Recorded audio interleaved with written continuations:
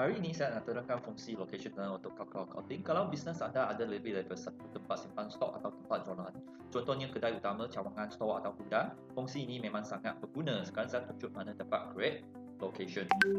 Tekan new, isi tempat, nama tempat, set.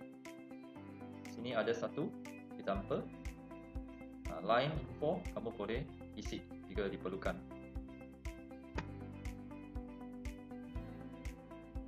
Dengan fungsi location, anda boleh tahu jualan dan stok bagi setiap lokasi dengan lebih jelas.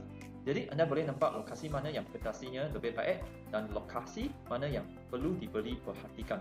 Okay, example saya create invoice.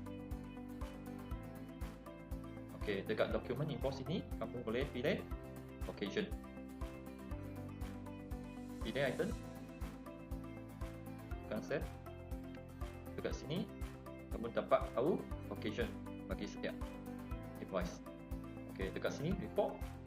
Kamu boleh refer malicious analysis report. Kamu dapat filter lokasi atau location jika diperlukan. Tekan inquiry, tekan print, pilih report format, tekan OK. Report ini akan tunjuk sales bagi outlet location.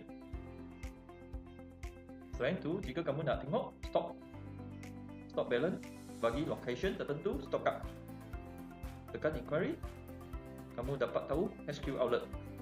Jika nak filter stock item, tekan sini, tekan inquiry, kamu akan nampak HQ tinggal berapa, outlet tinggal berapa bagi item tersebut. Senang cerita, fungsi ini membantu anda urus stok, jualan dan presentasi setiap location dengan lebih teratur.